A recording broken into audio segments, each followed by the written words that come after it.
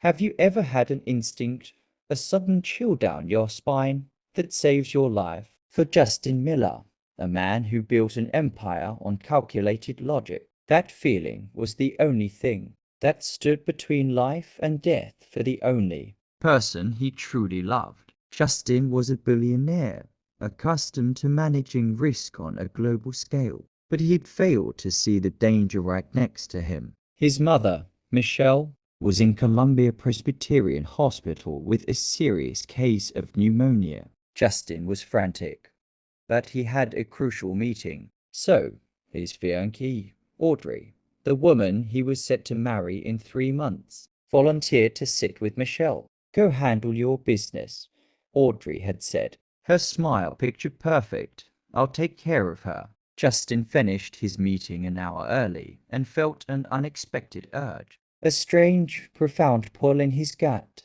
telling him to stop for Michelle's favorite flowers and hurry to the hospital. He walked into the quiet ICU, the bouquet clutched tight, gratitude swelling in his heart for the woman who cared for his mother. But as he approached room 412, he didn't hear the gentle conversation he expected. He heard a muffled struggle and the frantic, spiking beeps of a heart monitor. Justin didn't knock. He shoved the door open. In that horrifying instant, time fractured. Audrey was standing over Michelle's frail body, both hands gripping a thick pillow, pressing it down hard over his mother's face. Michelle's fragile fingers clawed weakly at Audrey's wrists, her body arching beneath the sheets, desperately fighting for the air Audrey was stealing. And Audrey's face caught. It was contorted into a mask of cold, terrifying rage, a look Justin had never seen before and would never forget.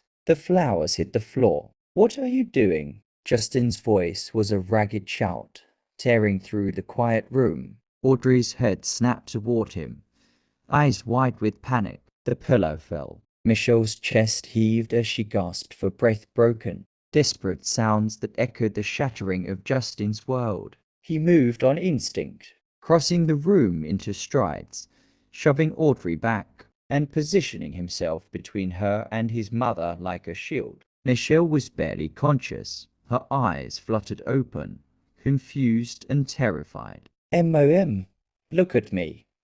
Breathe, just breathe," he whispered, smoothing her hair, his own voice cracking with terror and disbelief. The nurses rushed in, alerted by the screaming monitor. Justin didn't look away from Michelle until she was stabilized, her breathing slowing to a steady, shallow rhythm. Then he turned. Audrey stood frozen, pale and shaking, not with remorse, but with pure, self-centered fear. She tried to kill her, Justin stated, his voice low and steady. I walked in, and she was holding a pillow over my mother's face. As a nurse called security, Audrey finally erupted. No, that's not. I was trying to help. She was going to ruin everything. Ruin what?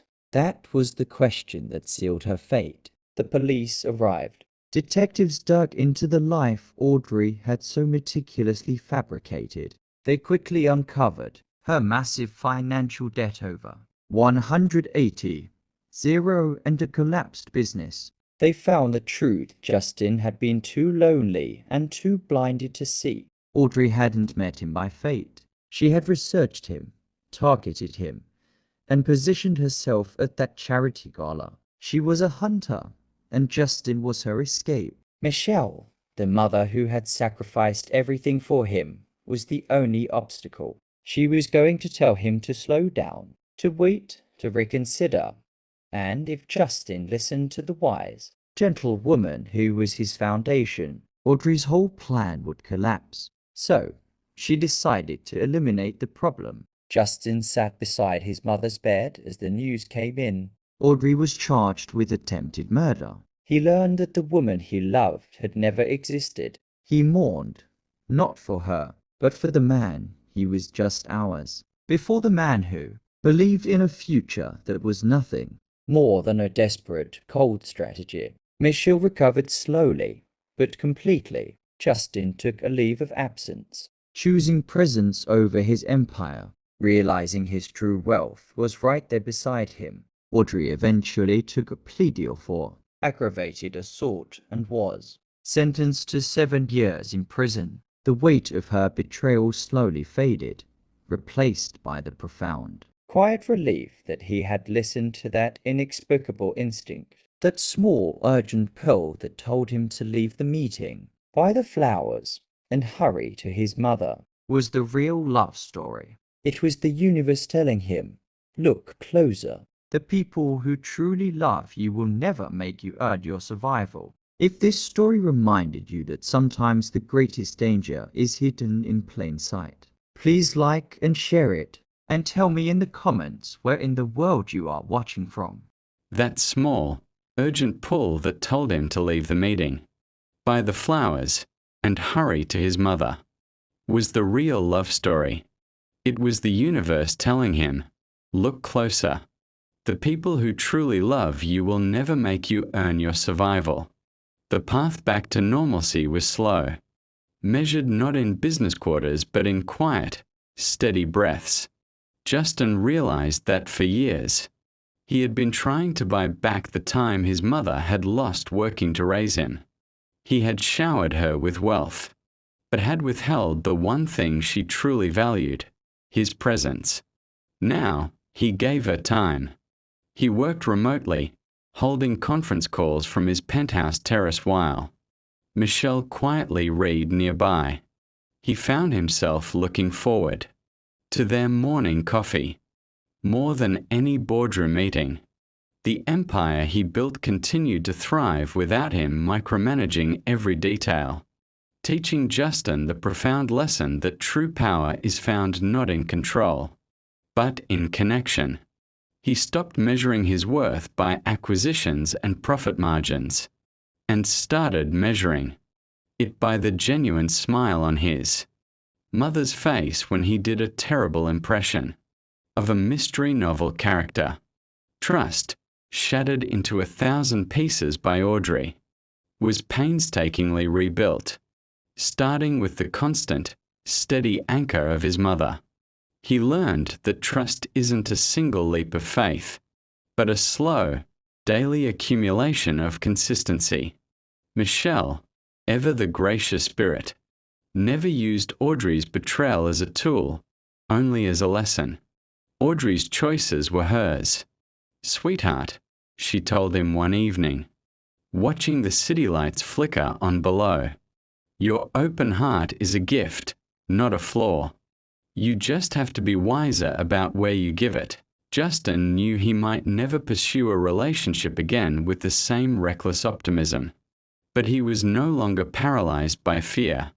He realized that the greatest risk he'd taken in his life wasn't a corporate takeover.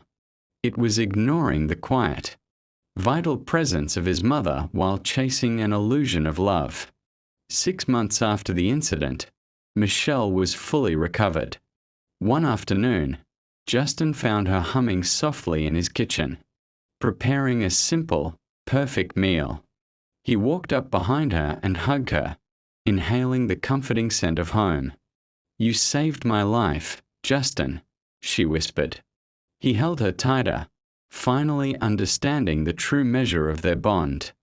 You saved mine first, Mom, he replied. Every day for 45 years. Justin Miller, the billionaire who almost lost everything to a lie, was finally home. He knew that even in the darkest moments, there is always a path forward. You just have to choose it, and choose the people who choose you back every single day. If this story helped you appreciate the foundation of love in your own life, please like and share. And tell me in the comments where in the world you are watching from. The years that followed the trial were not marked by dramatic headlines, but by quiet, personal victories. 2 years later, Audrey's name faded from the gossip columns and the court records, becoming just a grim footnote in Justin's past. He made a conscious, radical decision. He restructured his schedule, dedicating less time to building wealth and more time to spending it wisely. He established a foundation dedicated to helping people who were financially vulnerable but were preyed upon by sophisticated manipulators, ensuring that others wouldn't fall victim to the calculated deceit he had endured. It was a form of penance, perhaps, but mostly it was a redirection of his massive energy. He learned to look at people with quiet discernment, relying not on fleeting charm, but on consistency and character, the very qualities his mother had embodied his entire life. Michelle, now a vibrant, happily spoiled elder, became his chief advisor in all things that truly mattered. She filled his vast, sterile penthouse with warmth, laughter, and the irresistible smell of home-cooked meals. Justin had given her a life of luxury, but she had given him back his soul. One crisp autumn evening, Justin stood on his terrace, looking out at the glittering, endless expanse of the city he had once conquered. He was no less wealthy, but he felt infinitely richer. He thought back to the man he was, a lonely, successful shell, rushing through life, desperately seeking an earned connection. And he looked at the man he had become, content, present, and deeply loved by the one person whose love was never, ever conditional. He realized the irony. The attempted murder had actually saved him. It had stripped away his pride, dissolved his isolation, and forced him to choose what truly mattered. He had almost lost his mother, but in saving her, he had finally saved himself from a lifetime of chasing empty validation. The wound of betrayal was now a scar, a reminder that his greatest asset was not his balance sheet, but the strength of the bond he shared with the woman sitting just inside the window, humming softly to herself. That, he concluded, was the real inheritance. We hope this powerful journey of betrayal, redemption, and the unbreakable bond between a mother and son has resonated with you. If this story found you for a reason, let us know. Please like, share, and subscribe to hear more elevated heart stories. And tell me in the comments where in the world you are watching from.